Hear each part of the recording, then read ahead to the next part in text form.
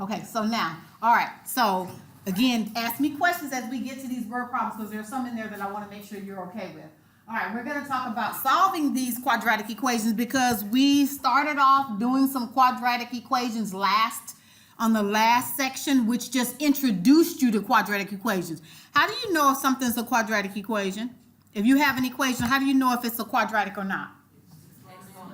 The highest exponent is a 2, okay? So that's the major thing that you're looking for is the highest exponent is the 2 that you see in your equation. So we're going to talk about how to solve some of those today using factoring and graphing and a couple other methods. So I want to make sure that you're okay with that. The one that I'm not going to do today that you see here is called completing the square. It's the one that's the least used, and there's no reason particularly that you have to know that particular one. And I'm trying not to give you too many ways to do something, and then you be like, I don't remember which method I'm going to use. So I'm not going to go over the complete the square method because that's the one that's the most complicated.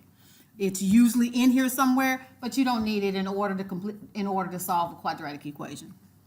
All right, so here's the next one. The goal that we're going to start doing first when it comes to factoring, we're going to set the equation equal to 0. So this is called the 0. We're going to just talk about it from the fact that one of these is going to be 0 in order for you to solve by factoring. So I'm going to set the equation equal to 0. This is just the standard form, ax squared plus bx plus c equals 0. This is just the standard form of a quadratic equation.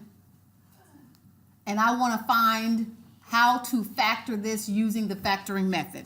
Alrighty, so here's the next page. Now I've specifically detailed this out. So this slide wasn't in the original one. So I added that in because it gives more details than the previous slide had in it. So if I give you an equation and it's quadratic, is the first equation you see a quadratic equation? Yes. Yes, it is. How do you know? The highest exponent is a 2. Alrighty. When it says solve, it wants you to tell me what value of x I can plug into that equation and it'll cause the equation to equal 0. Let me restate what I said. When it says solve a quadratic equation, one method is just simple factoring that we're going to do today. If it says solve it, it wants to know what number can I plug in for these x's that you see, and after I do all the math, it equals 0. That's what you're trying to find. So quadratic function is always trying to always equal to 0. If it says solve. If it says solve the quadratic equation, you should always set it equal to 0 first.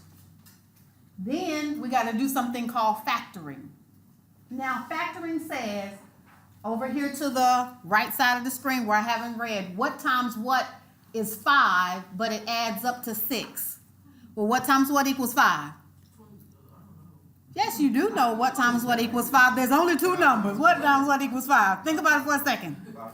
5 times 1, that's it. Nothing else. If you multiply together, what times what? Did I say that statement wrong? Was it up here said? Did I say it wrong so it didn't make sense in the red? What times what is 5, but adds up to 6. Okay, so the first part just says what times what is 5. That stop right there.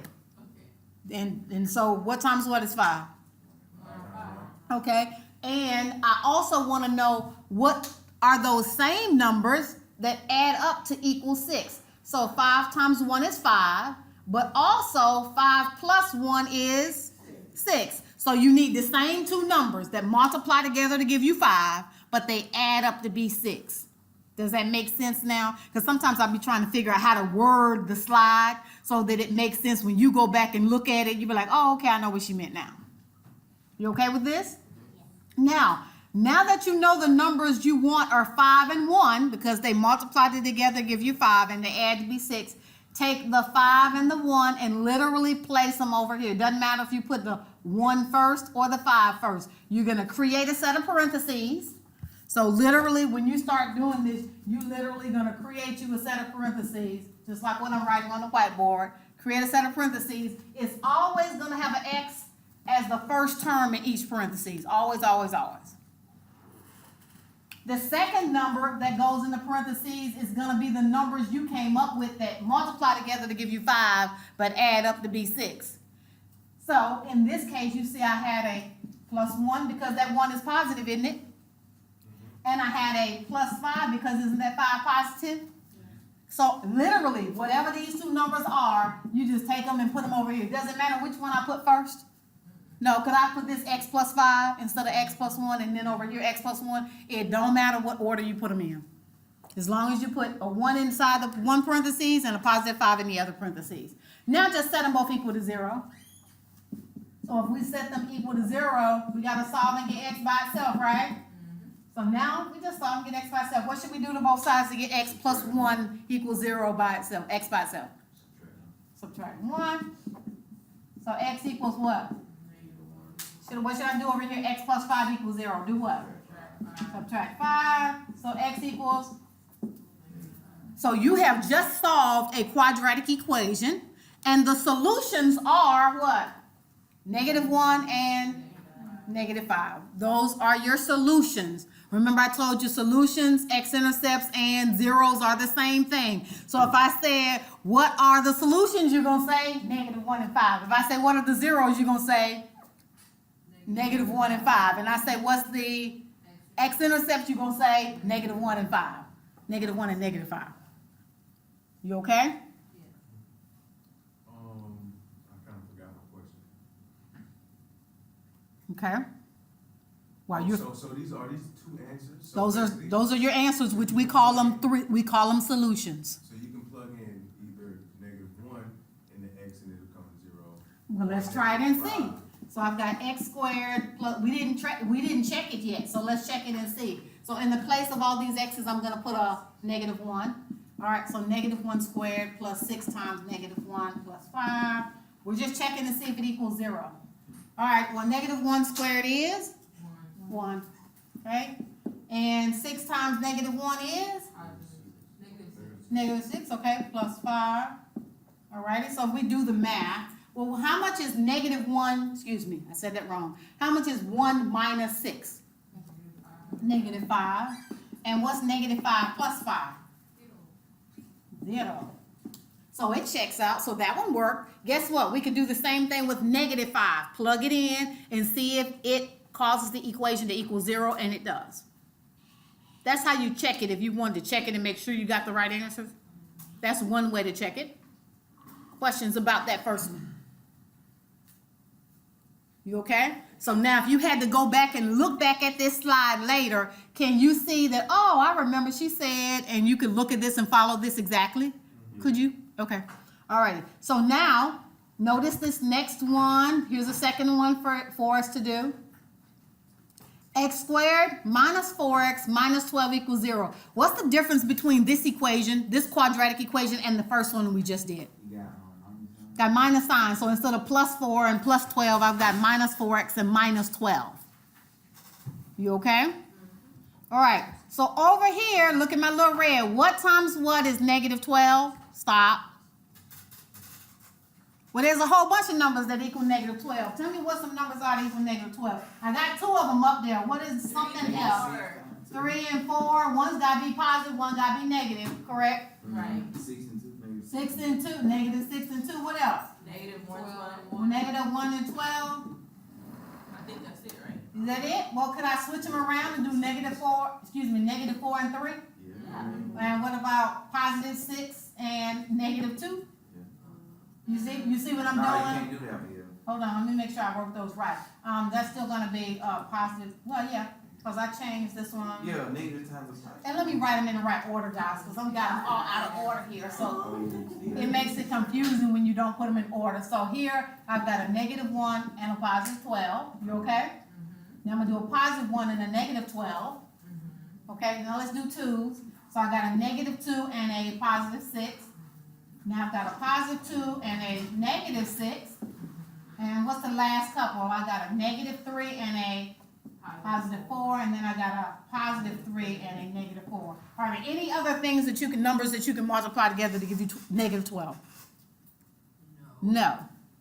Now, out of all of these pairs of numbers that you see that multiply to give you 12, which 2 of them add up to be -4? So out of all this, I got 6 sets of numbers here, pairs of numbers. Which 2 add up again? They got to add up to be the middle number, guys. When I say that, but they adds up to be -4, it always has to add up or total to be whatever this middle number is. We're looking for the pairs of numbers that add together to be this middle number. And you said it was which one? If I add these two on the calculator, what am I gonna get? -4. You okay? Now, does it matter if I wrote it -6 and 2 or +2 and -6? Does it matter? Look how I wrote it on the screen. I wrote -6 and a +2. Does it matter which way I wrote these two numbers? In the order? No. This is still a +2. That's still a +2. It's still a -6, still a -6. It doesn't matter what order you write the numbers in. So on the slide, I made it -6 times a +2 equals, and there's a typo. Y'all see my typo? No. That's supposed to be a -12 right there, right? And then you catch. Y'all didn't catch my typo? Let me hit save, so that'll be fixed in there. Okay, so we're good now. You see, y'all did see my mistake, right? Yeah. That should have been a -12, so I just fixed it. Now, these two numbers also add up to be a -4. Now, what do I do with this -6 and that +2 now? Go put it in a set of parentheses, just like we did here. Again, does it matter which one you put first, the -6 or the 2? No. All right, so here, over here, just like I got in the slide, I'm gonna put my -6, and this should be x plus 2.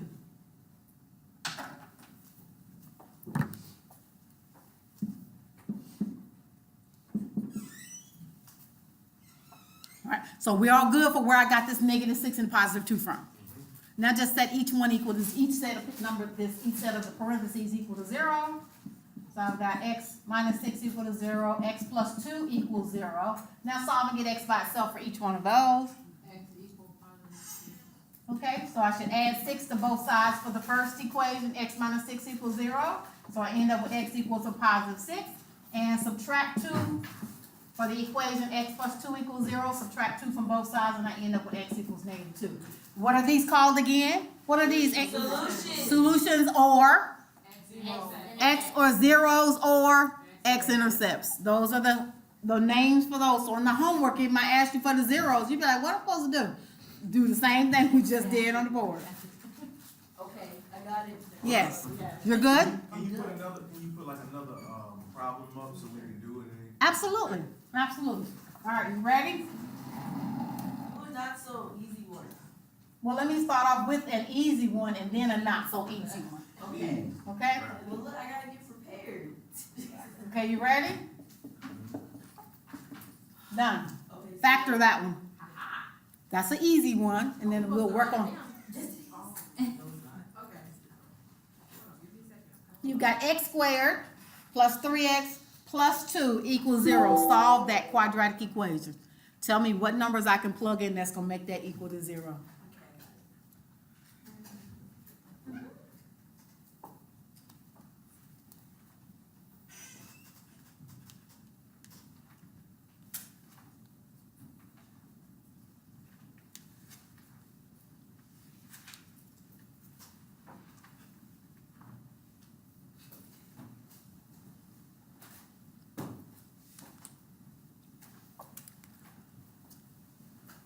Let me know when you're done. You're done? What's the solution? 3 - 1. What's this? What's the? X equals 2, x equals 1. No. It's 3 - 1. Just asking. But wait. Well, tell me what to do. Tell me what to do. What? Tell me what to do. How should I do this? Okay, you're supposed to, what times what is 3? Ain't nothing 3. And then, No. how do you get 2? What? How do you get 3? Okay, say it again so I can understand it. What times what equals? 2. Okay, what times what equals a +2? What are they? 2 2 and 1. 1 and 1 is 2, right? Okay, all right. So 1 times 2 is 2, and it needs to be positive, right? Okay, all righty. Now what do? I know that 1 times 2. So you know that so 1 plus 2 is 3. Which Okay. is, Okay, so you know if I add those two together, it's gonna equal 3. So we said what times what is 2, but adds up to be 3, and so you pick the right numbers.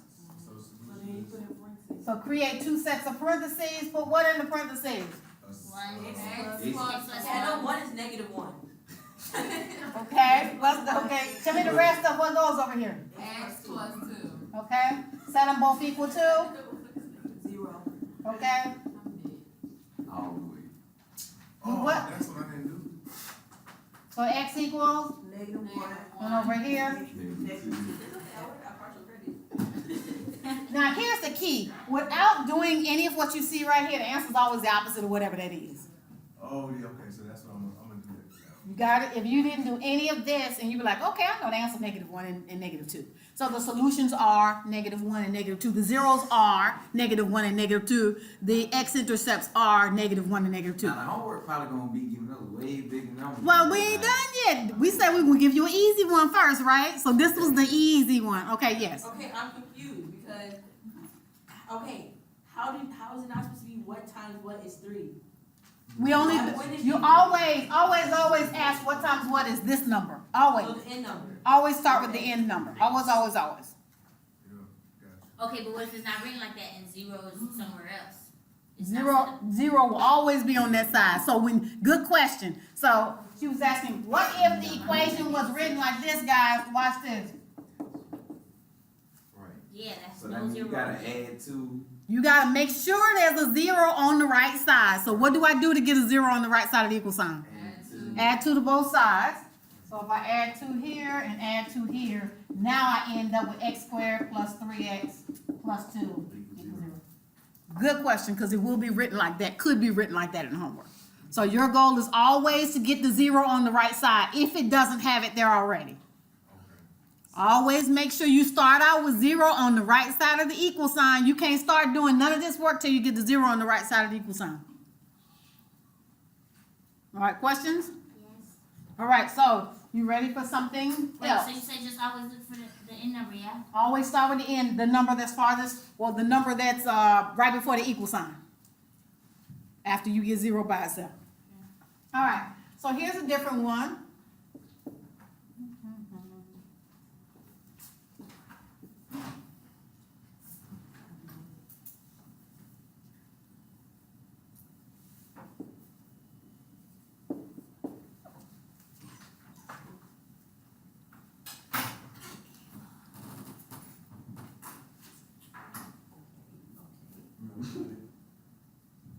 You got it already, you're doing it in your head. Y'all, you see, once you get the roll of it, you'll know exactly where to go with it and the numbers will pop up. There should be 2 numbers that popped into your head immediately.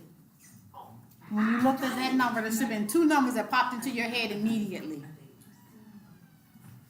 Y'all got it? What are the 2 numbers that popped into your head immediately when you first looked? 9 and 3. Those were the 2 numbers that should have popped in your head was 9 and 3.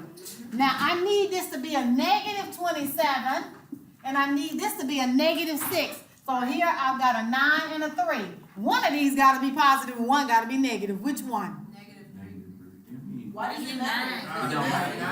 The -9 gotta be. Because when you Oh, add so them, when you subtract, them they together, gotta be -6. they got to add up to be a -6. Yeah. Oh, So it okay. gotta be So it negative. gotta be -9. So here's the catch with this. If this number is negative and that number is negative, the negative sign always goes on the larger number. You see what I'm saying? So that's why you were saying it's going to be -9. You're right. If this number is negative and that number is negative, the negative sign will always go on the larger number. Okay, I get it. I got it now. Okay? So this is going to be x minus 9 and x plus 3. What's my solution just by looking at it? 9 Negative -3. 9 and negative 9. So it's x Equals equals 9 and x equals -3. Done. Was that I, like, we better get it right? That I was like, I heard somebody say 9 and then that's what I was like, 9. Oh, I heard somebody say -9. That's why I was wondering if you all were like, okay. All right. You want to try one more like this one? Yes. Yes. Yes, please. It doesn't matter how we write that in parentheses, right? You won't write this answer in parentheses. Oh, no, I mean the second step. No, it doesn't matter if you put x plus 3 first or x minus 9 first. It does not matter. As long as you come out with the solutions 9 and -3, it don't matter whether the -3 is first or the 9 is first. And when you write it in your answers for my math lab, it may say, can you write your answer separated by a comma? Then you just put 9, -3. No parentheses. If it says separated by a comma, no parentheses. Cause it's not a point, guys. These two numbers together don't make up a point. So no parentheses. Okay? Alrighty. So here is the next one.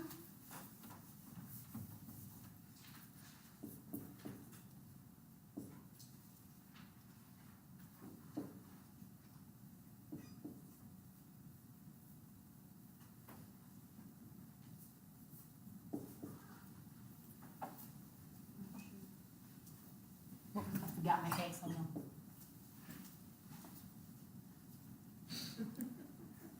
You can be on. Two numbers should have popped into your head. What numbers popped into your head? 9 and 2. 2 and 9. They'll pop into your head, okay? So there's a positive 18, and you said 2 and 9 popped into your head. I agree with you. What now? Yeah, I was just not.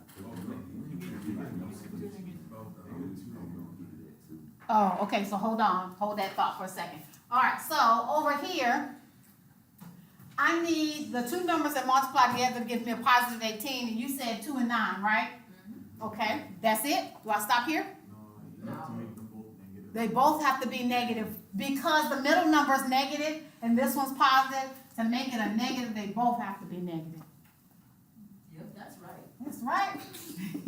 So now you've got, so we started out with x squared minus 11x plus 18. So we created our sets of parentheses with x minus 2 and x minus 9. What are my solutions? X equals 2, x equals 9. None. You can kind of do this in your head a little bit. You should. Now, what's the only requirement to do this in your head? You gotta know your multiplication tables. I know all the way up to my 12. There you go. See, that's the only requirement for this is that you gotta be able to, and if you don't know them, then you use calculator. They have some big numbers in there. Yeah, they'll have some larger numbers. So again, 81. if my number could have been, let's say if I change this and put 108, let me change this for a second, 108, and I needed this to be a 21.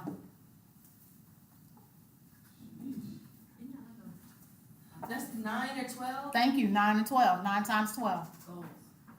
So I'm still saying your multiplication numbers could get larger. Absolutely. Okay, all right, so we're good with this? All righty, so here is the next set of what's gonna happen here. All right, next slide. We're gonna do something slightly different because what's unique about these that we've been doing on the last slide, they all have a what? Or they don't have a what? They don't have a coefficient in front of x squared. Oh. Oh, yeah, 'cause that's. All of these can be done just like what we did because they don't have a number sitting in front of or to the left of x squared. So now, are you gonna get some with a number sitting in front of x squared? Yes. So here we go. So we're gonna do something called swing and divide. I've got it separated at the bottom there because I need to make a quick statement about it. But let's talk about swing and divide. Swing and divide says there's a number in front of x squared, and I want to see if I swing it, I can multiply and find two sets of numbers that end up equaling that last number, just like what we did. So let me start over. Hold on. So we've got 3x squared plus x equals 2. All right, what's the first thing I have to do before I can do anything? Set it to 0. Set it equal to 0, so I got to do what to get it equal to 0? Subtract. Okay, so subtract 2 from both sides. So I end up with 3x squared plus x minus 2 equals 0. All right, now I can work with it. So, step 1, swing the 3 over to the negative 2. See where I say in red, multiply 3 and negative 2? That's your swing step. So I should put parentheses swing. So here, you're going to swing this number to here. What does swing mean? Or In this particular case, swing means multiply. This should say swing, guys. Swing, in essence, means multiply. Where it says swing and divide, you're swinging the number that's in the front of x squared to the back of the equation so that it's multiplied times negative 2. You okay with that? So I took this number, it ain't in the front no more, I just swung it, I moved it. I swung it over to this number and multiplied it. wow. So so we can solve it and get x by itself and find out what the zeros, the solutions, and the x-intercepts are. So, here is the next step. I'm gonna write what happened after we multiplied when we swung it. What's left? This is no longer here. What's X left? squared Uh-huh, plus X uh-huh. minus 2 equals 0. I mean 6 minus 6. You're right. Now, go back and think like we did in the previous slide. What did we go find? What makes the last number closest to 0? Okay, so what's the last number right here is a -6. What times what equals -6? 3 and 2. But it's gotta add up to be a what? 1. All right, so tell me all the numbers and multiply together to give me 6 first. So 1 and 6, 2 and 3, are those the only sets of numbers? Now, they gotta be -6, so where do I put my negative? On the 2. So if I put this here, I can put a negative sign here. Is that what you want? You want these two? Yeah. Because when I add these two together, it equals 1. Okay, all right, you okay so far? What's the only thing that we've done different so far? Swing. That's the only thing you've done different is swing. So once you do that, create your set of parentheses just like we did before. What should go in the parentheses? X minus 2 and x plus 3. All right. This is the step that sometimes you forget because you be like, I done this. Oh, I know the answer is x is equal to 2 and x equal to -3. We ain't done the divide. This is swing and divide. So you did the swing step. At this step, you must divide. Well, what you gonna divide by? Step 3 you divide? Step 3 is divide. Oh, yeah, because the 3. Don't leave the 3 out. Right. So what number did you swing? 3. That's the number you gotta divide by. Always divide by the number that you swung. You good? So when we divide by the number that we swung, look what happens. I've got x minus 2 over 3 is going to be here. And you're only dividing whatever the number is that's in the parentheses. Don't touch the x. So then you've got x plus 3 divided by 3. Can I simplify this a little bit more in one of these? All right, so the x minus 2/3, that doesn't change. But what's 3 divided by 3? 1. Can I set both of these equal to 0? What's my solution? Equals 2 over 3. And Equals -1. done. Can we do another one like that when we swing? Yes, absolutely. So let me make one quick statement. When the homework says to solve the quadratic equation, it wants these solutions. Sometimes one of them is just going to say factor it. Don't solve it. You understand what I'm saying? If it says factor it and don't solve, it's not going to say don't solve. It's just going to say factor. When it says factor, guys, all it wants is these parentheses. And this is not the right one for this one. When it says factor, all it wants is this. Don't solve it. Don't tell me what x equals and x equals. When it says just factor, it just wants what's in the 2 sets of parentheses. That's it. What 2 numbers make, whatever. It wants you to write it just like this. If it says factor, it just wants both set of parentheses and what you had in the parentheses. So these are the factors. Do we gotta put a comma in between them? No, We have to put- just like this. Literally, if it says factor, you just put this, just like I have it written. No commas, just both sets of parentheses with x plus something, x minus something, whatever you wrote in your parentheses. When do you do this? If it just says factor. Don't solve all the way and get what x is unless it says solve. All right, so with this particular problem that we just completed that's on the screen, we have solved it, but what if it said factor? What if it said factor? When it says factor, and I'm making a note here because that's why I pushed this over to the side. See where I wrote down here at the bottom? I got my solutions. You know the answer is x equals 2/3 and -1. But here is what happens if it just says factor. And I'm going to type this out beside it. So what happens if this had said factor? If it had said factor, you would take this step here and see where this 3 here is. 3 goes, move the 3 to the front. So So it will be 3x minus 2, and then x plus 1. This is if it just says factor, that you would have that step. If it says factor only, guys, this is what you would do. So that's why you see where I wrote this part right here. This is what you would put if it said factor only.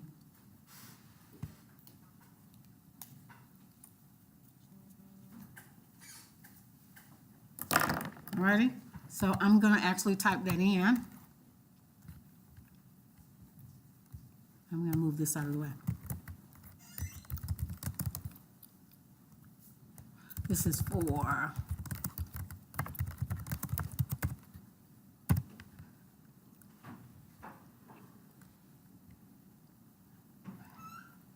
And set it to 0, right? they just want the what's in the parentheses. They do not want the 0. So I noticed I took the 0 out. That's what they want if it says factor.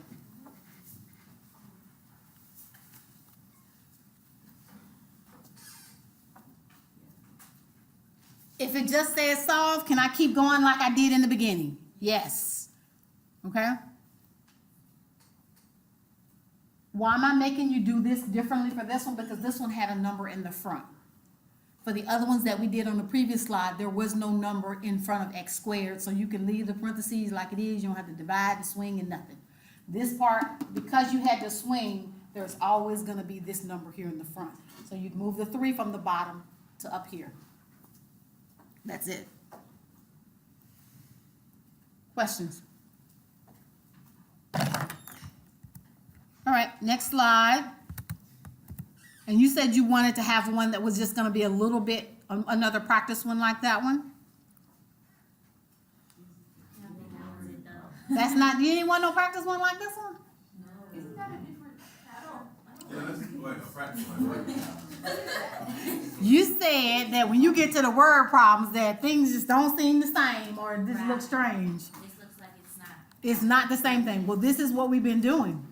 That's a different factor. And, well, it's a different factor. Okay, so let me look at it for a second. Let's read it and see if we understand what the conversation is.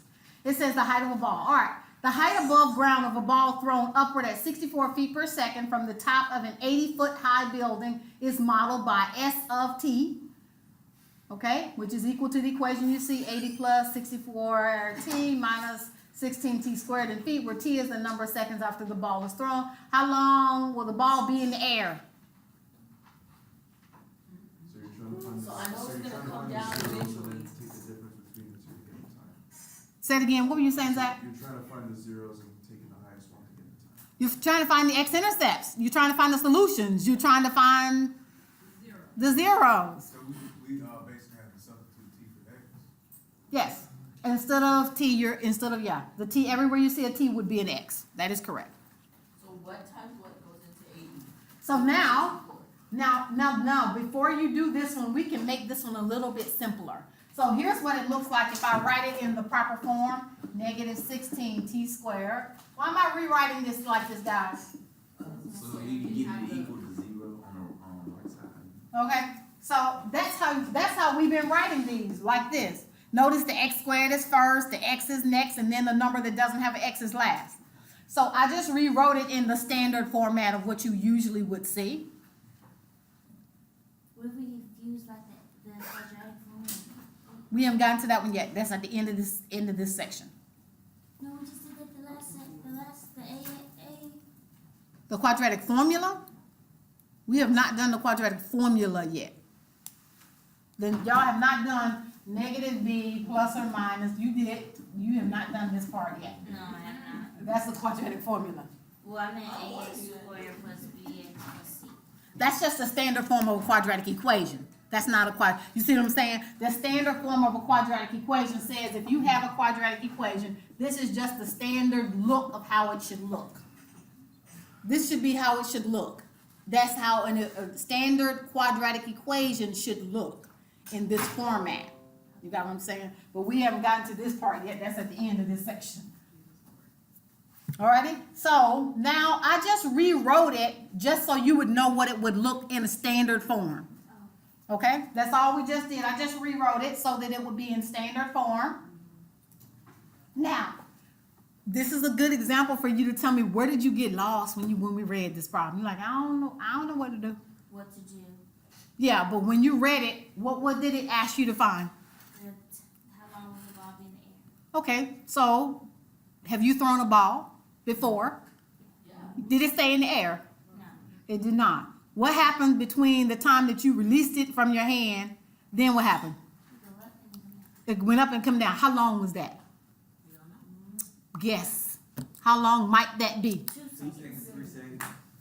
1.5. It's some seconds, right? It ain't gonna stay up there for no 10 seconds, right? So my point is what kind of curve does it make when you throw a ball? Parabola. It makes a parabola. So is it gonna look like this shape? Here's my graph. I need another color marker. Is it gonna look like a parabola? You said yes. So here are my seconds down here. So 1, 2, 3, 4 seconds. And then over here would be the height, which is in feet, right? All right, so this is my feet.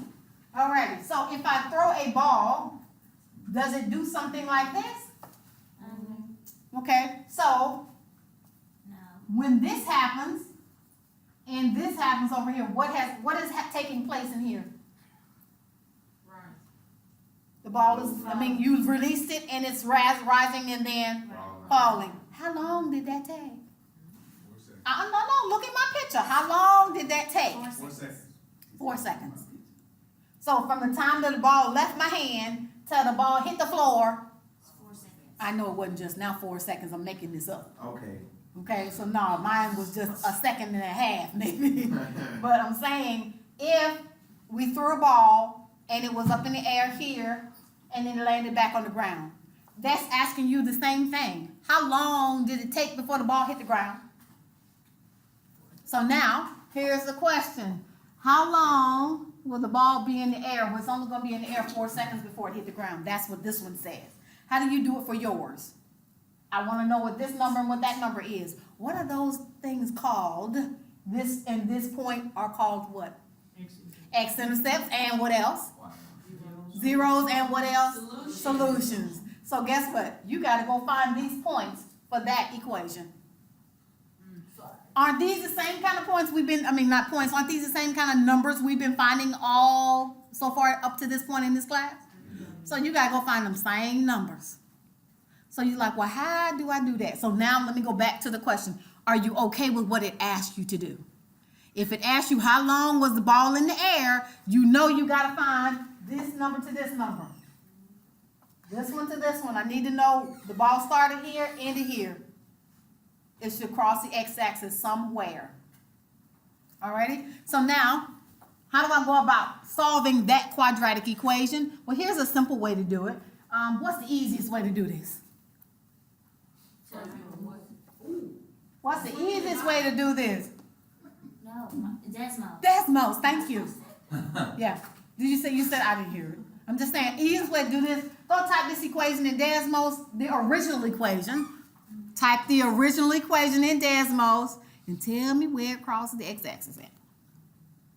So don't switch it to the. I'm going to do that part too. I'm going to do everything else. I'm going to do it manually, but I want you to see that you can do it graphically. So the graphical way to do this is type it in Desmos, see where it crosses the x-axis at. See where the vertex is, just so you'll know. Do you use the parabola one or the regular one? Do I use the what? Parabola one or the regular When you go to Desmos, you just type it. It'll show up however it's supposed to show up. You just type it. You don't have to pick a certain one. You literally type it just like you see up there on the screen. So go type it. S of t, you literally can type it just like it looks. S of t, S with the parentheses, t equals 80.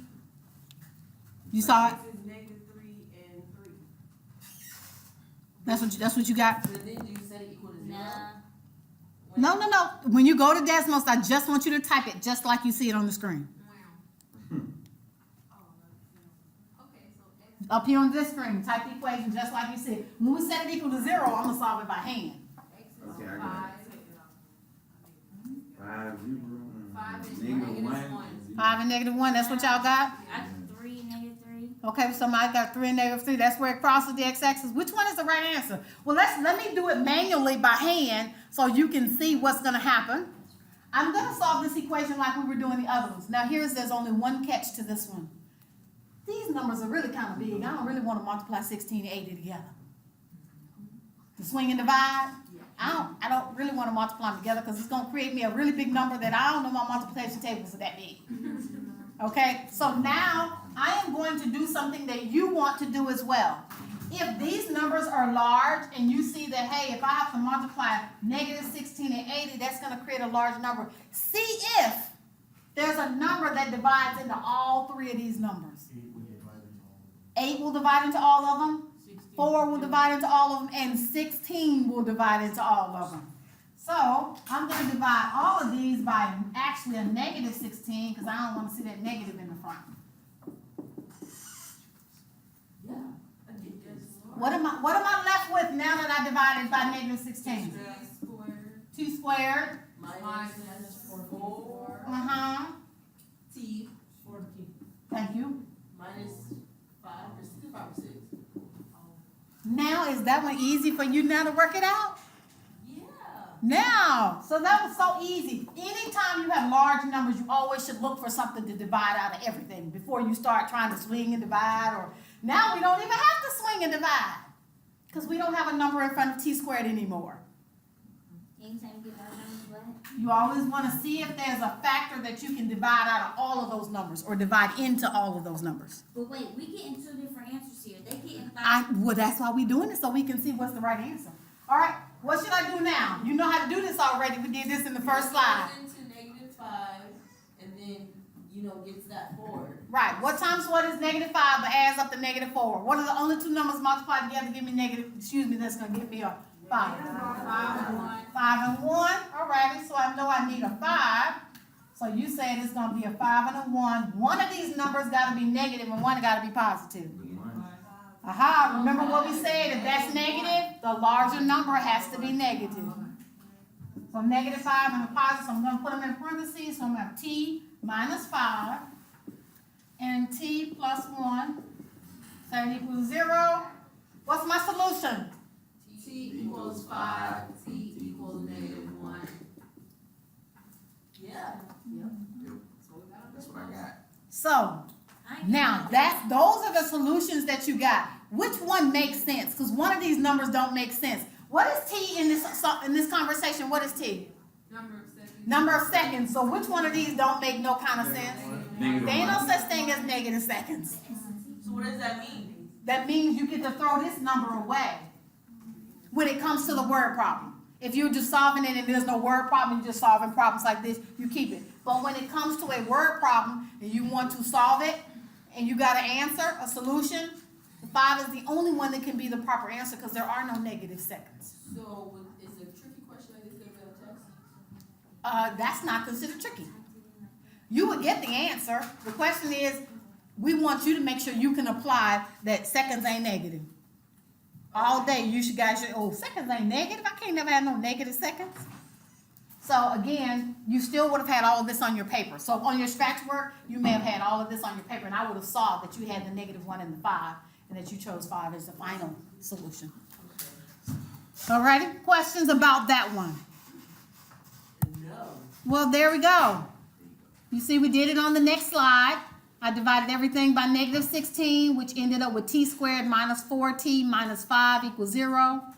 We found out that -5 times 1 equals 5 equals -5, and it adds up to -4.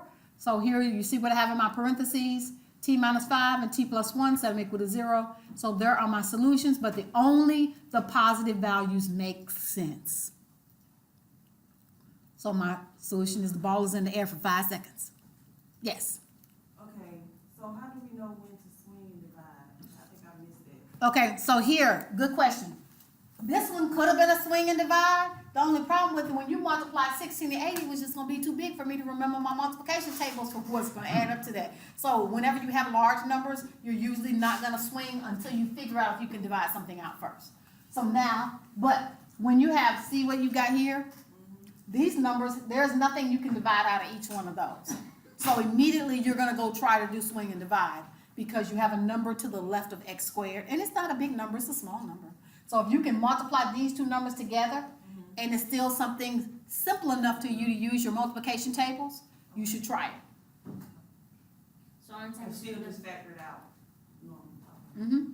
But now, what's the way to check this if you want to check it and make sure you got the right solutions? Put it in for X. You can still go back, put this in decimals, and it's still gonna give you these two answers. Now remember, decimals is gonna give you a decimal, not a fraction.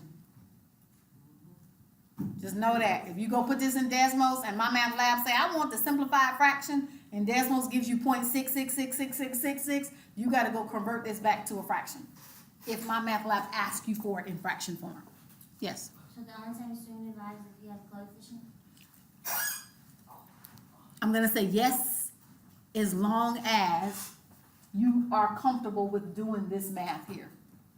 If you're comfortable with swinging, you're comfortable with multiplying. I would, see the number, there's a number in front here, but I'm not gonna swing and divide, that number too big. You see what I'm saying to you? This 16 times 80 is just gonna make me a huge number that I don't know my multiplication tables for that number. Oh, if we was to swing and divide, it would have been 16 times 8. Yes, Okay. which is a really big number, and we wanna simplify and make our math as easy as possible. So, you can do swinging, but I ain't gonna do it with big numbers like that. I'm not gonna swing with numbers that size. Okay? All right, questions about this one? All righty. Another word problem associated with the same thing. What does it say? Consider the daily profit for the production and sale of X units of a particular product. P of X, reference profit, gives you the equation. So they already gave you the quadratic equation. It says use a graph to find the levels of production and sales that give a daily profit of 1,400. All right, back to that question. Do you understand what they just asked you? What was just asked of you? They gave you a quadratic equation that references profit, and they want to know when is the profit going to be 1,400. They want us to use something called the intersection method. So you're going to take the left side of the equation and set it equal to y, which we did right here. You're going to take the right side of the equation and set it equal to y, and type both of those in decimals and see where they cross. That's called the intersection method. They give you an equation, and they give you another number for y. You have to set both numbers of the equation equal to y in decimals, and then set the number equal to y in decimals. Wherever they cross is the solution. This is called the intersection method. Now, just a quick question before we go to the next slide. Could I have subtracted 1,400 from both sides and set this equal to 0? And went ahead and went back to my other stuff, how we were doing it previously? Yes, we could have. But No buts. The but is you would have a large number to play with. So you got this 1,400. So if you subtract 1,400 from both sides, what's this number going to end up being? Negative 1,900. so what did you do right down the bottom? This I'm getting ready to show you in a minute. I'm going to type this in decimals. As two lines, There's two separate lines, two different questions. two separate ones. That's what it means by the intersection method. What I wanted to do was make sure that you saw, could I go back and do it the way we've been doing it up to this point? Could I have? Yes, I could have just subtracted 1,400 from both sides. I would have had a negative 1,900, and then I would have said, what times what is 1,900 but add up to be 20? And we'd be like, 1,900 what? Okay, so now if we go type both of these in decimals, somebody go type them in. When you type them in decimals, you don't need this little bitty 1 here and that little bitty 2. Just create two separate lines. Type it in decimals for me, please.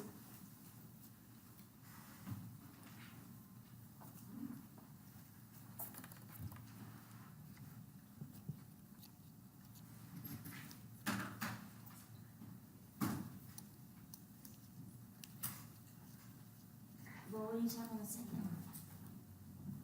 You want to separate them into two separate lines. So what I want you to do is type that first line on one line. And then I want you to go type another one with this on the next line. Type it like Y1. No, put the 1 and the 2 in there. Just create two separate lines. Y equals. Yeah, just put y equals this, and then come down to the next line and put y equals that. You don't need the 2. I just made it so that you could see it was two separate ones.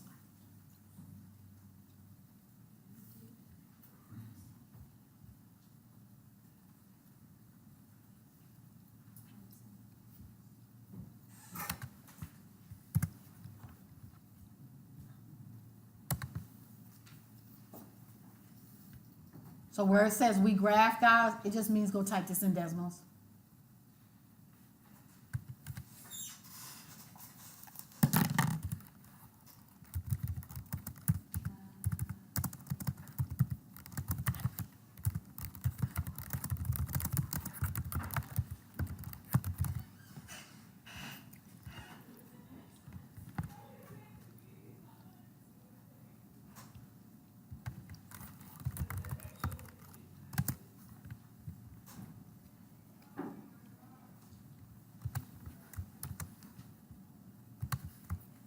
Okay, you got it? I'm taking this one out here because I'm thinking these numbers are confusing. Okay, did you type that in decimals? Yeah. Okay, did you get a curve? Yes. What kind of curve? So upside down, so it should open to the floor, okay? All right, now, what am I looking for? The x-intercepts. And, well, let me ask you a question. When we say intersection method, what does that really mean? Where's the intersecting? Where they intersect each other. So you should have two things on the screen. You should have a curve that opens to the floor, and you should have a line that equals 1400. And where they intersect is the intersection method. Do they intersect? Yeah. Where? 100 and 1900. Okay, so now, 100, 500, and 1914. 1400, yeah. Whatever, it's still there. that's what y'all said? Okay, so let me go type it in so I can make sure that y'all saying what I'm thinking. Okay, so y equals, somebody read it to me, what was it? Y equals 1400. Okay, that's one. What was the other one? Y equals negative 0.01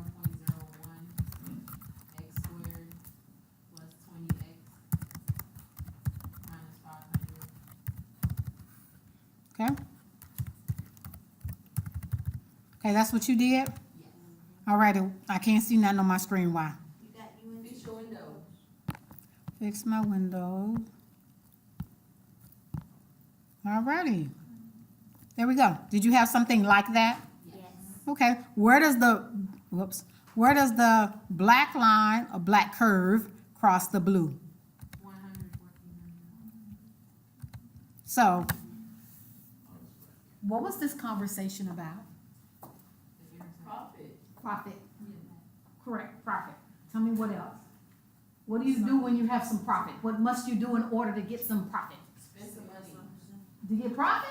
I don't get no profit when I spend money. You gotta sell something, right, to get some profit. So if you sell something, you're gonna make some profit. So the X value is how many you sold, and the Y value is your profit. So when is the profit $1,400? 1900.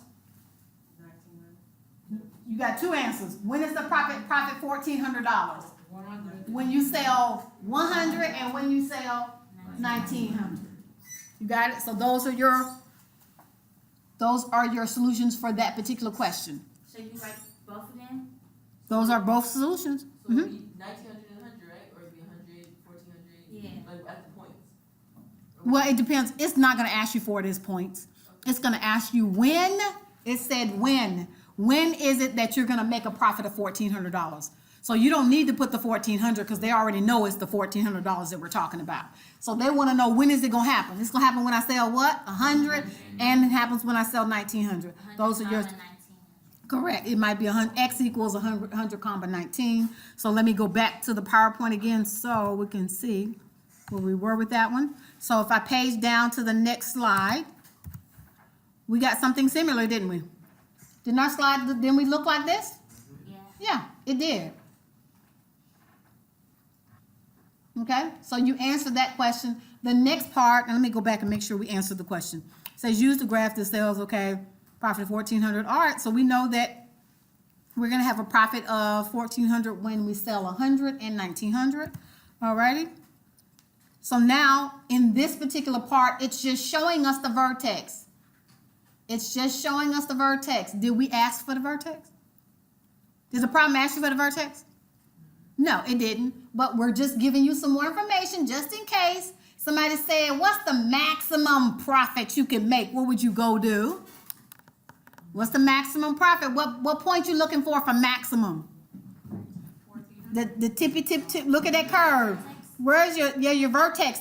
It's a maximum, so we're looking for the point at the tippy tip top of that curve. Which it would, in this particular case, is 1,000. So here it is. Up here, when you sell 1,000, how much is your profit? $9,500. This says P of 1,000. That means I plugged in 1,000. So I came over here and said, oh, okay, here is, I sold 200, 400, 600, 800, 1,000. So at 1,000, we made $9,500. This is information that they didn't ask you for. I'm just showing you this because, again, you could see the same type of a question that says, oh, what's the maximum profit? You're just looking for the point at the top of the curve. If you put 9,000 in, you're wrong. 9,000 is not, the answer is 9,500 for maximum profit. Do you understand why it's maximum? Because it's facing down. It is facing down, but when I'm looking for max, what do you want when I say I want the maximum? What point should you be looking for? Vertex. The vertex. Or think of it as the tippy tip top of the curve, And then if you go from 1,000, go up, right? Or which is in our, let's look at it on the graph. Well, there it is. Look, oh, okay, I see. so if it says what's the maximum profit, you say, hey, if you sell 1,000, you'll make $9,500. That wasn't the original question. I'm just giving you that as additional information. So if the question came up and said, hey, what's the maximum profit I could make? Then all you need is that point at the tippy tip top, which is the vertex. Okay, questions? Alrighty, back to the PowerPoint to make sure we're on the same page. So it gave us the vertex even though we didn't ask for it. Page down to the next one. All right, let me see what it says. Is it possible for the profit to be greater than 1,400? Is it? Yes. Yes, we just showed you. That's why they asked the question about the maximum. So now you know it is. If you sell 1,000, you're gonna make $9,500, which we just saw on the previous screen. Okay? That's what this verbiage says here, that our maximum profit was based upon our vertex. Paging down. Alrighty. Here is one that we can do graphically and algebraically and see if we can do it by factoring. Algebraically and factoring are similar. When I say that, I really mean factoring. Alrighty, so can I do this graphically? Go type that one in decimals for me, please. 3x squared minus x minus 10.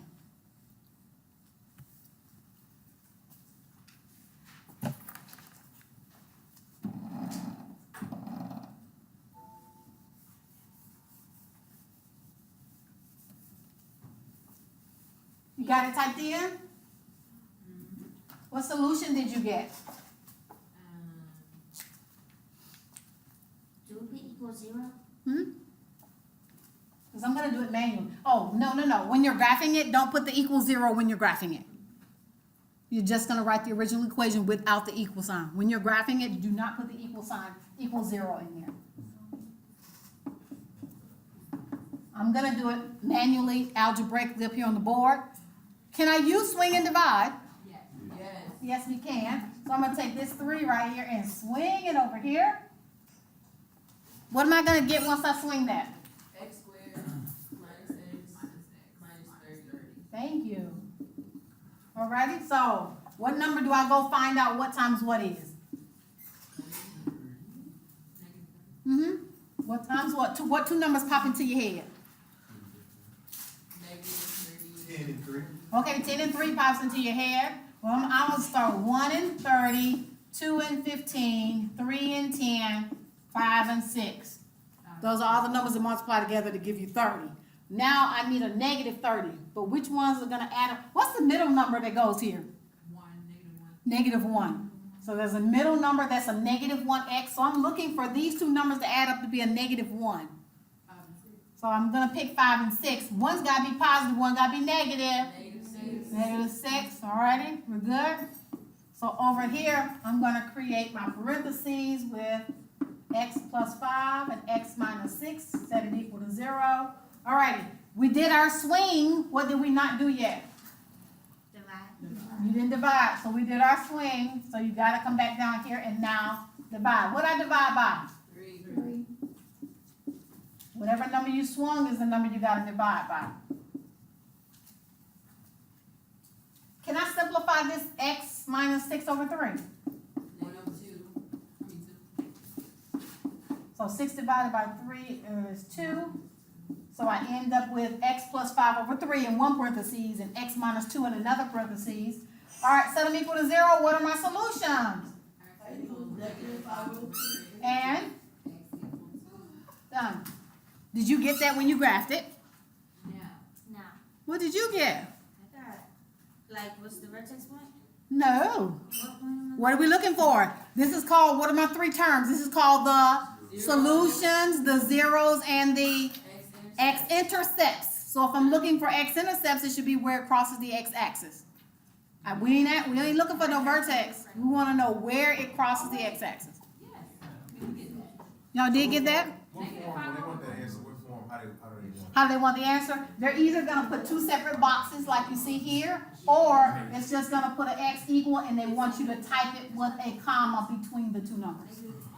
So it's gonna say, put your solution separated by a comma, or it'll have 2 separate boxes for you to put x equals in both boxes. Alrighty, so did we get 2 as one of our solutions? Yes, we did. They're just checking in this slide to show you that the 2 does work. And here is solving it algebraically, like I did on the board. Okay? Did it look okay in graph form? In the graph? Questions? Here it is in the graph, just so you'll see it. Alrighty, this was, let's delete this because we don't need those. So it was 3x raised to the 2 power minus x minus 10. Okay, let me hit my home button. Alrighty, I just want to know where it did what? Where it crosses the x-axis. Where does it cross the x-axis at? Y'all see my x-axis? Okay. I'm just going to click on those points right there and right there. Well, I see my 2. Which one is negative 5 over 3? You see how Desmos wrote it? But my math lab is going to want it written like this. It's going to want the negative 5 over 3, not the negative 1.667.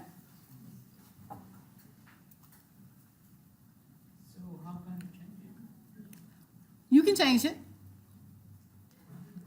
No, I'm just saying you can change it if you go back and, like, your calculators have the convert from decimal to a fraction button. Does your calculator have this button on it? Some of you have this button. It says S to D. And some of you have this button on your calculator. Those buttons usually convert from fraction to decimal and decimal back to fraction.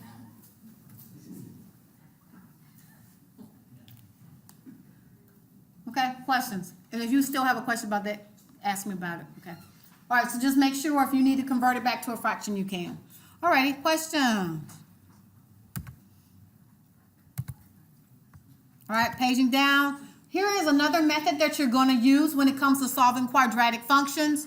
This one is only used if you're missing a middle term. What do I mean when I say middle term? Well, what's the standard form of a quadratic equation?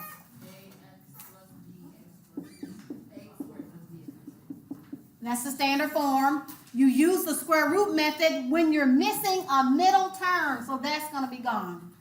But you set it to equal to 0. We can still set it that way. So it's still going to be set like this. But then we're going to solve it. So let's go ahead and do one so you can actually see how this works. All right, here's the first one, part A. All righty, so I've got 3x squared minus 6 equals 0. Am I missing a middle term?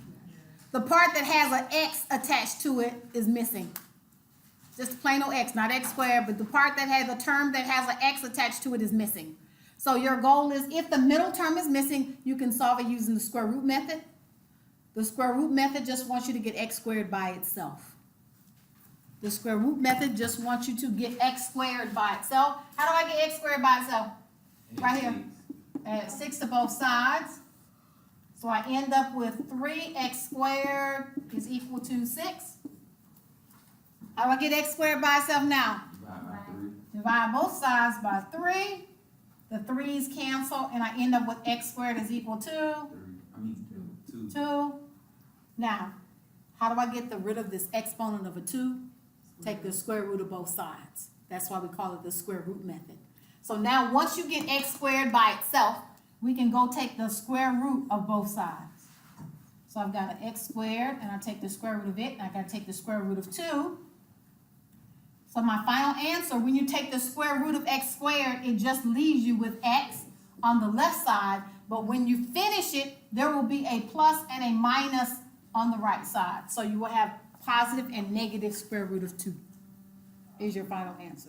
2 is prime. You can't simplify it anymore. You can't do anything else to it. So that is your final answer, and that's how my math lab would expect to see your answer.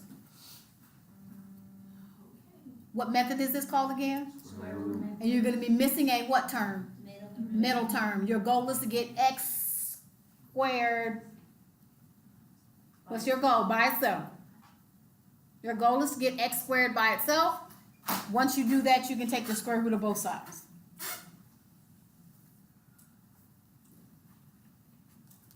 Alrighty, so let's look at part B.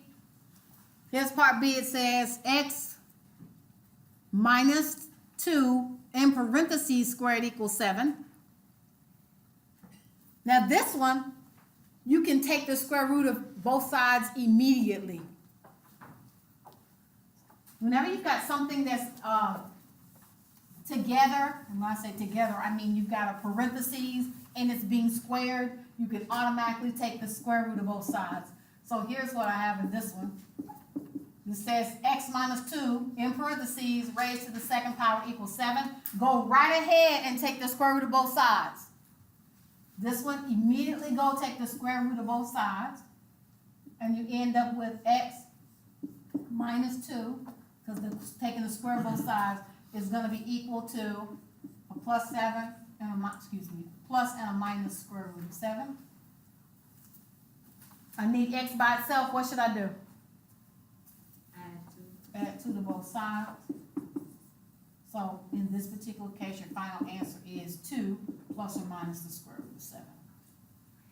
But why does it have to be in front of the plus or minus? Anytime you take the square root of both sides, you're always going to have a positive and a negative version. But I'm saying the 2 is in front of it instead of like in the Would it have mattered if I wrote it like this?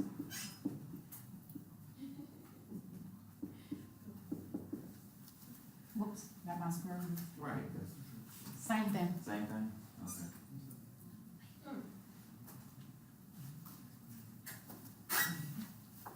Usually if there's a square root in it, you always put the square root last. But it's not wrong if you don't. All right, number C is the one you get to do by yourself.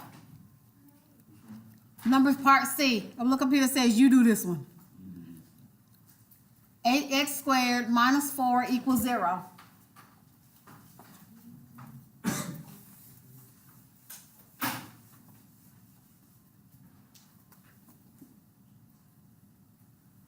So I'm going to write the 8x squared minus 4.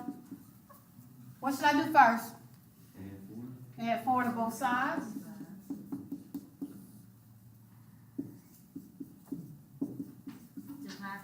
Divide by 8 on both sides. So I end up with x squared equals 1 over. So you have to go ahead and simplify. Why can't I say 2? Why can't I say, I have 2 questions. Why can't I say 2? Does 8 go into 4 2 times, or does 4 go into 8? Yeah, 4 going to 8. 4 goes into 8, but you can't say 4 goes into 8 because 4 is on top. You can say 8 goes into 4, which is still going to be 1/2. Alrighty? You okay? Yep. Can I take the square root of both sides? Yeah. Yeah. So if you take the square root of both sides, you end up with the square root of 1/2. There's no plus and We minus. got to go with the x And it squared. is plus or minus. Thank you. That's, yeah, that's right. Don't you drop the square? The 2. Yes. Thank you. See, I'm glad. See, y'all been paying attention. That's what I'm talking about. My disclaimer is I am going to make many mistakes while I'm up here.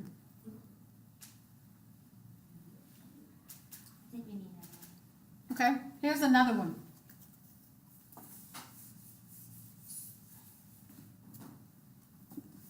X squared minus 36 equals 0.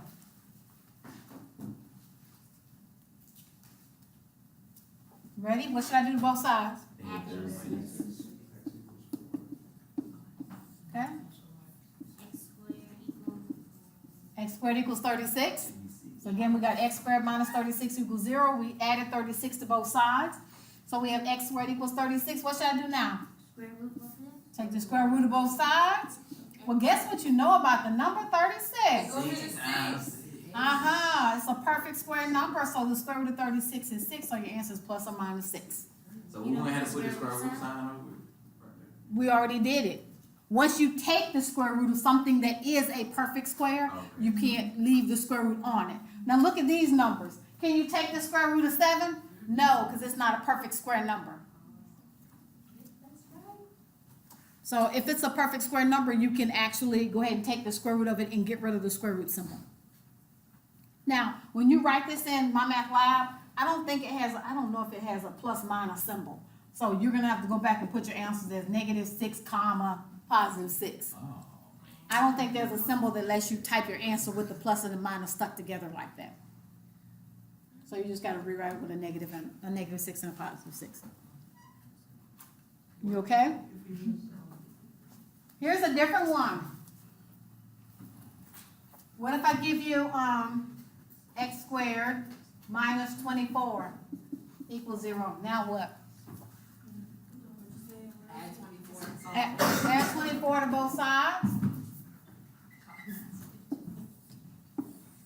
Okay, so add 24 to both sides. I end up with x squared is what? Okay, now what? Square root. Take the square root of both sides. But what's wrong? 24 is not a perfect square number. So it's gonna be plus or minus 24 with the D. But why? Because there's Now, I know you're wanting to leave it like this, but the number 24 has a perfect square number inside of it. So what two numbers multiply together to give you 24? 64. So we use a square root of a 4 and a 6. Why can't I use 8? Because the 83 don't, Well, the 8 has a perfect square inside of 8. right, but the 3 don't. So you want the number that has a perfect square that you can see immediately, and go ahead and take the square root of it. Now, can I take the square root of 4? Yes. 2. So my final answer is gonna be plus minus 2 times the square root of 6. Why can't I do anything to that 6? That's not perfect. There's no perfect square inside of 6. There's just 2 times 3, and 2 and 3 are prime numbers, so you can't do anything. So you have to leave your answer just like this. Right. And you would end up, of course, writing it in My Math Lab as -2 square root of 6, comma, +2 square root of 6. But see, that's when how we did the other two, we wouldn't be able to do it like that. Right, you won't put that 2 behind that, because it's got a plus and a minus in between those, so you can't do that one. Okay, questions? Yes. What about if it was like x squared plus 36 is equal to Say it again, x squared plus what? 36 Uh-huh. equals 0. Equals 0. So here, subtract 36 from both sides.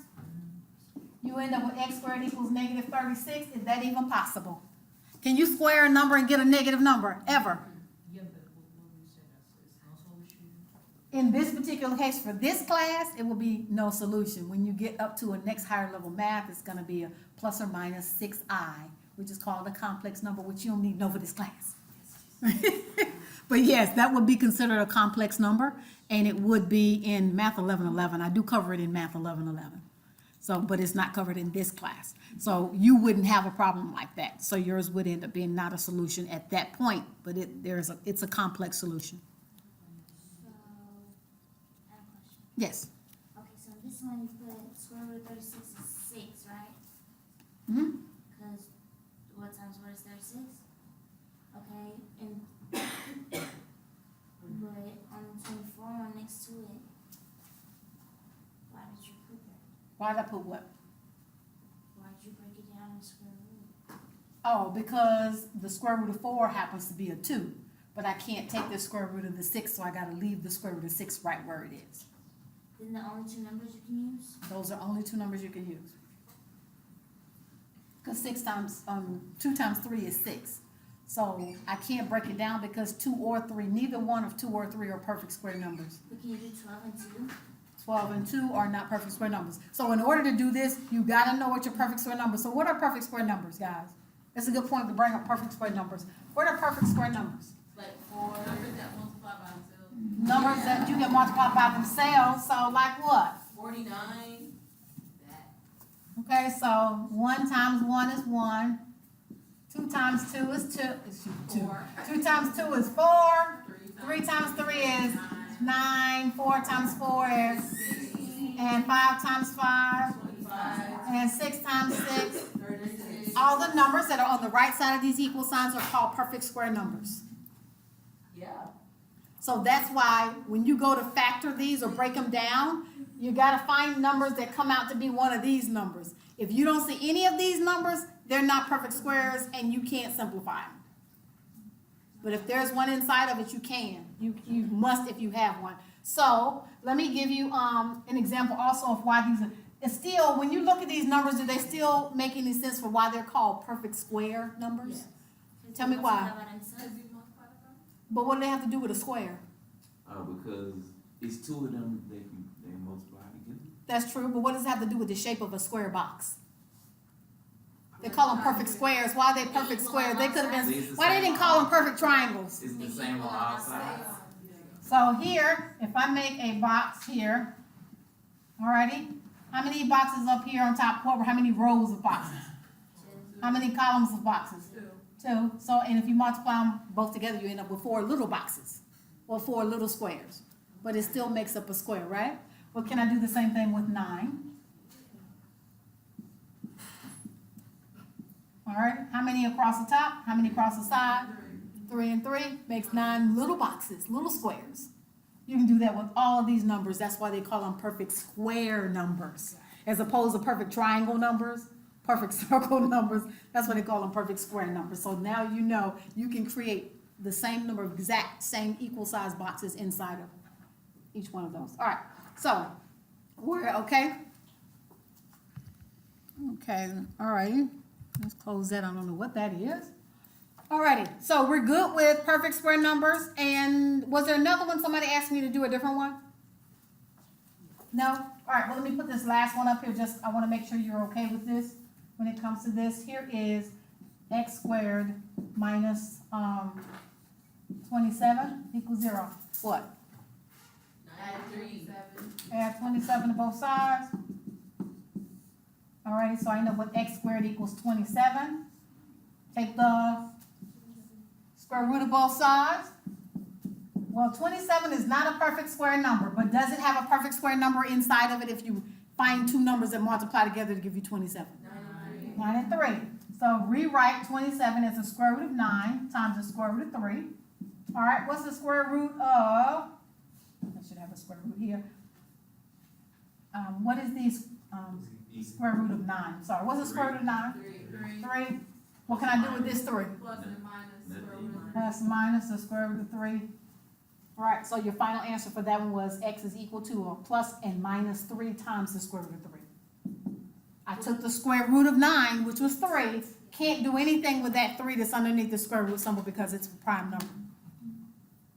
Yes? When do you make them into commas? When they ask you for your final answer, so this will be -3 root 3 and a positive 3 root 3, square root 3. Those are your final answers, how you would type it in decimals. I mean, not decimals, Oh, on because that the plus and minus sign. Alrighty. Next slide. Last part, quadratic formula. Now, when can the quadratic formula be used? When all else fails and you can't factor it, you can't swing and divide it, you can't do the square root method. Guess what? This formula works for every single one.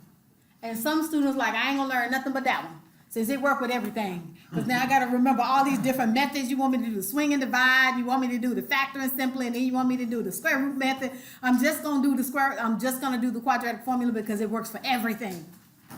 Every single one it works for. Who came up with this? It wasn't me. I can't take credit for it. It was not me. Okay? So, it's helping us to find the solution, the x-intercepts, and the zeros. That's what it does.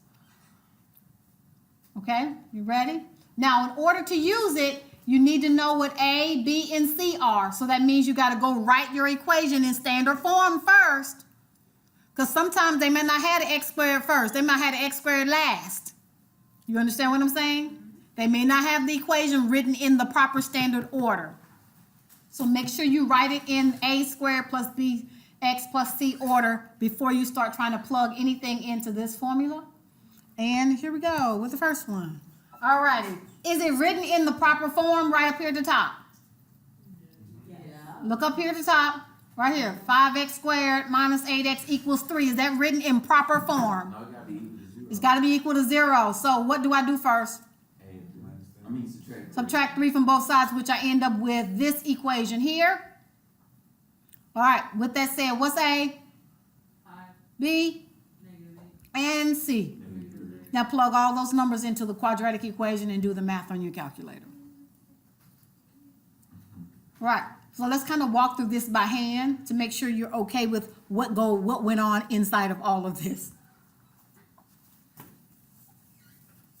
All right, so I'm just going to actually walk through it as it's on the board. So I've got x is equal to a negative. How did we get a negative -8? Because the 8 is already negative, and you have to automatically put the negative because the equation got a negative. The actual formula for the quadratic formula already has a negative built into the front of it. So make sure you remember that when you're going to go plug these numbers in. Let me put this here so I'm just writing the equation. All right, so I'm just going to erase my b's and put what the value of b was, which we said was a -8. And b here was a -8. And 4ac. What's A again? Okay, and what's C? I'll write it in. It's 5. All right, as you can see, everywhere there was A, B, or C, I plugged in a number. Now I'm just going to do the math. Well, this negative and that negative makes this a +8, right? Yes. All right, so now I've got a +8 plus or minus. All right, we got to do everything underneath the parentheses. Excuse me, everything underneath the square root. What's -8 squared? 64. Okay, so that's going to be a 64. So now I've got a -4 times 5, which is -20 times -3, which is +60. You okay so far? All righty. Divide all of that by 10. So now I end up with 8 plus or minus the square root of 60 plus 64 is 124 over 10. Now, if there's a perfect square number inside of 124, I can't leave it like that. Now, what do you do when you find a number like 124? You're like, I don't know my multiplication tables up to know what's 124. I start looking at whether it's even or odd. If it's even, well, I know 2 divides into it. And I'm looking at this, there's a 4 and a 12. Well, guess what numbers divide into 4 and 12? 4. So I'm immediately going to know that, oh, 4 goes into this. Well, how many times is 4 going to 124? I don't know. Use a calculator. What is it? 31? Okay. So if I know that the square root of 124 is equal to 4 times 31, so now can I rewrite this? 2 comma. What about 31? Do we know anything times anything equal 31? Not right off the top of my head, so it might be prime.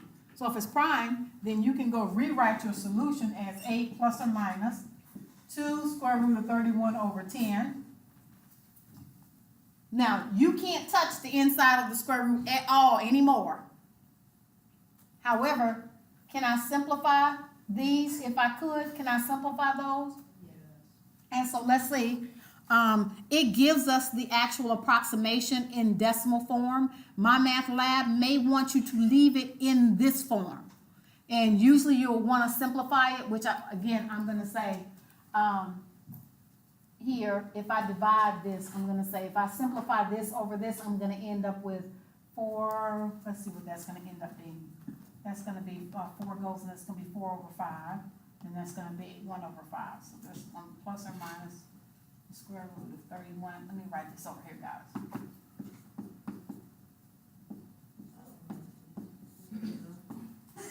Okay, all I did, guys, was I simplified 8/10. Well, 2 goes into 8 how many times? 4. So that's where I got that 4 from. 2 goes into 10 how many times? That's where I got that 5 from. 2 goes into 2 how many times? I divided all these by 2. Divided this by 2, this by 2, and that by 2. That's what we're supposed to do. That's what I did to simplify it. So all these got divided by 2 because they were all even numbers. So when I divide this number by 2, I get a 1. Do you ever have to put that 1 there? Do you ever put a 1 in the front of anything? No. Never. Never, never, never. So the final answer here in my math lab form would be this. And that should have a plus or minus, guys. Plus or minus 31/5. And it's gonna ask you to write it in 2 separate answers. When we gonna have that part? Yeah, like what made you not stop at 8? Right here. Yeah. Because I saw all of these numbers were even. So if they're even, you do I did divide them all by 2 because they're all even. Now, you can't touch what's inside the square root, but all these numbers outside, I divided them all by 2. But again, on the slide, as you can see, it gives you the answer in decimal form. You have to do whatever my math lab says do. If it says leave it exact, you need these answers. If it says leave it in decimal form, you put it in your calculator and see what the decimal form comes out to be.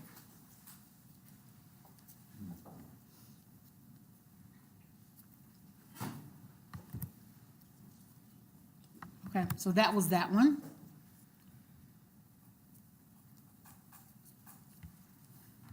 All right, and then the last one for you to try, I think that was the last one.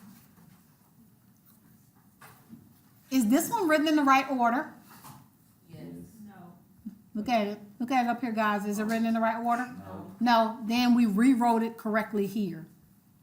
So I rewrote it correctly in the right order. So A is -3, B is 4, and C is 6. I plugged in all the numbers for A, B, and C, as you can see on the screen.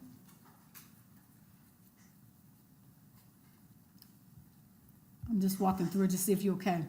So now you see if you got 4 times 4, which is 16. Then you got -4 times -3, which is 12. And 12 times 6 is 72. And I've got 72 plus 16 is 88. You all follow me so far? I just multiplied all 3 of these numbers together and I got 72. I multiplied these 2 and I got 16, and 16 plus 72 is 88. Now, is 88 a perfect square? No, but does it have a perfect square inside of it? What number? 9 times 11. Wait, no. That'd be one of these numbers over here. Does 4 go into 8? Does it? Yeah. 4 goes into 8 how many times? 22 times. 4 times 8, again, where this is 4 times 8 is 22. Excuse me, 4 times, yeah, I said 4 times 22 is 88. I'm sorry, I said that backwards. 4 times 22 is 88. So you would end up rewriting this part, guys. So this part where you see right here, you would rewrite as the square root of 4 times the square root of 22. What if I wanna do 8 and 11? What if you want to do what? 8 and 11. Okay, if you do 8 and 11, that's not that there's anything wrong with it. You still got to break it down even further. Right. So if you did 8 and 11, and you've got, okay, the square root of 8 times the square root of 11. Well, okay, 11 is cool. You can leave it over there. But 8 has a perfect square in it, so you can't stop. You got to keep breaking it down some more. So now you got to go 4, square root of 4 times the square root of 2. Bring this one down. So now, what happens to the square root of 4? 2. It becomes a 2. Can you do anything with these? No, put it back together. Put them back together underneath the square root symbol. So you end up right back here. Because those are both prime numbers, so you can't leave it written with a 2 outside and this number and that number. You gotta combine those back together if they're prime numbers. Okay? course, again, you can see the solution written in both. This is called exact form because it's not rounded. This is called approximations because they rounded the answers they got once they put it in the calculator. Do whichever one my math lab says to do. And let me see what this one says. All right. I'm trying to see if there's anything, how I want to say this one. All right, back to real life again. National healthcare expenditures. I tried to highlight the things that were important for you to, at least so we know what the conversation is and what you're going to have to do. So national healthcare expenditures in the United States for selected years from 1980 to 2020 is modeled by the function that you see. Is it a quadratic? Yes. And it says X is equal to the number of years after when? 1970, and Y is the national healthcare expenditure. So Y is your amount of money that we're spending on healthcare. X is the number of years after 1970. It says, for what year does the model predict that the expenditures will be $5,227 billion? What year is it that we're going to spend that much money on healthcare in this country? You're like, I don't know. So we're going to use the graphical method to do this one. So you've got to set Y equal to this part of the equation and set Y equal to the 522 and see where they cross. Let's see. This is the algebraic method of doing it using, what method do we use here that you see on the screen right now? I would never use the quadratic formula with that one. Why? Too many decimals, too many ways of me making a mistake, but I wanted to show you this just so you can show I would never use the quadratic formula with that one. I would always go to decimals to use this particular one. It's just too easy for you to make a mistake. So, but that is how you do it mathematically using decimals. So again, once you do the whole thing algebraically using the quadratic formula, X is approximately 54 or X is approximately negative 40.6. Why can't this negative answer be the answer? It's negative. Can't have negative years. So cross that answer out. It don't count at all. So we're going to go with 54 years after 1970. So when will the healthcare expenditures be? $5,227 billion in 2024. In the year 2024. And what would I have typed in decimals, guys, to get this one? Let's see if I put that in here. Yes, I did. It's on here. What would I have typed in decimals? 2 equations. 2 equations. Thank you. So my first equation that I would have put in was the original equation. What's the second equation? Y equals 5227. So that's what you would have done. Type the original equation that you see here without the zero, without the equal zero. Type that in decimals, and then put Y equals 5227 in decimals, and see where they cross. And they would have crossed where? At 54. So when questions be asking these questions like in what year will it be something something? We always add the answer to Yes, the year? yes. When it says in what year, you got to add that because you want to know exactly what the year is. You can't say it was 54 because what year was 54? So you will always add it to whatever it says. X is the number of years after 1970 or 1960, whatever it says. Yes, you're right. You will always add it. Will there ever be like I know it's not negative, but what if like the answer is like a minus, you know what I'm saying? If it's negative, like right here, you can't count this. Both your numbers are If both numbers negative, there is no solution. So if this one was negative and that one was negative, there is no solution. so not it's just 1970. No, the answer would be there is no solution. You can't, you got to say there is no solution. Now, here's the thing to remember. Because you're dealing with square roots, when you're dealing with square roots, you will usually get 2 answers. One's going to be positive, one's going to be negative. Did you notice with all the things we did here, we had a plus, minus, plus, minus, plus, minus? So when you're dealing with quadratic equations and you're ending up having to take the square root of something, you're going to end up with a positive and a negative answer. When we did the easy ones, guys, way back on the first slide, did we have 2 numbers as the answers? Yeah, we did. But when you're dealing with square roots, you're going to have a positive and a negative answer. Okay? Question? For test purposes, you want us to do all of that?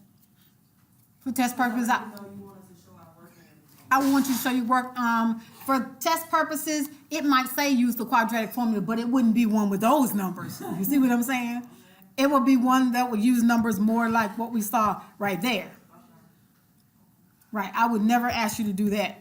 Never ever would I ask you to do that. So yeah, if you had to use the quadratic formula, I would be looking for that work on your paper. But not decimals, right? You can use decimals to check it and see if you got it right, but if I'm looking for that work, that's what I would want you to bring in on your scratch paper.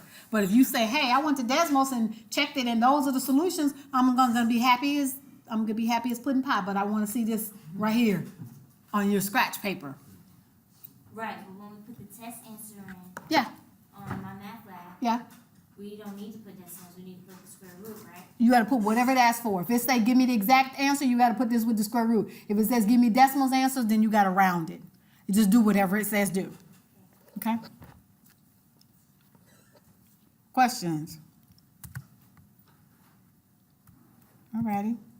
Okay. All right, so that's the end of 3.2. We're gonna finish, since we just did 3.0. So we will finish 3.3 and 3.4. 3.4 is nothing but type the data in Zuru and create an equation. All of 3.4, and there's only 6 homework questions in 3.4. Literally, you're just typing data, copying and pasting or typing, whichever you prefer, in Zuru, and then it'll create an equation for you, and you put the equation in MyMathLab. That's it for section 3.4. That's all it asks you to do. 3.3, we will finish 3.3 and 4 on Thursday. And I should have a study guide ready for you sometime Thursday evening. So that means your tests would still be this weekend sometime, whatever day. I may open it up so that you can do it Friday if you're available Friday and you prefer to do it Friday instead of Saturday or Sunday. Because Saturday's basis, the test is going with the midterm, right? If I get them in time. If I don't, I will just leave the grade like it is. Yeah, can you open it on Friday? I'm saying I don't have a problem opening it on Friday, so if some people decide they want to go and get it over with, so they can have the rest of their weekend. So, not a problem, I can open it up on Friday. No science? I ain't get y'all the sign-in sheet? Okay, I was like, okay, it's over there. Yeah, it's up there. Whoever didn't sign in, please sign in. I made 2 separate columns because I forgot to send in the sign-in sheet from last week. So as you can see, you sign in on both columns.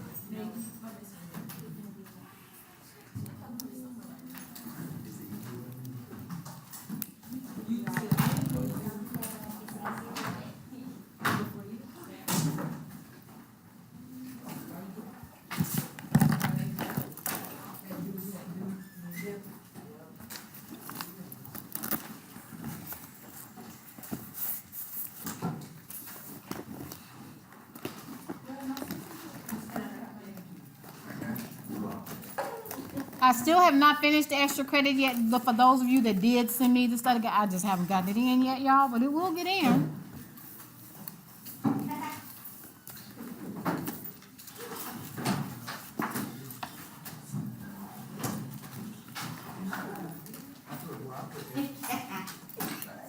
Professor, you got the extra credit for this text. The extra credit from the previous test that you just took for those people who gave me the study guide. Before you took the test, you had to give me the study guide before a certain date. So this date test, I should have your study guide out by Thursday. So This is the one 2.3 to 3.4? from 2.3 to 3.4. You just gotta fill it out and send it to you first? Yes, not the answers. I need you to work them out and send it to me before the test. Okay. And then bring it to you the next, how And you bring the study guide, you can screenshot it and send it to me. okay. Your scratch paper from the test, I want you to physically bring me the hard copy. And how many points, extra credit points? For the test or for the study, for the study guide, Yeah. it could be anywhere from 1 to 4. It just depends on what you worked out on. Oh, okay. All right. That's all I need. Okay, thank you. We don't have a specific test that's considered the midterm. So wherever we are, when midterm grades have to go in, I'll submit them. So if everybody doesn't get their test done by whatever day, I think it's this weekend sometime, I will just use whatever you got in my math lab right then. You understand what I'm saying? This is just test 2. This would just be test 2, and if we get it in time, fine. If we don't, it's still fine. Okay. So I'm okay either way. It's just, I don't want half the students to have it done and the other half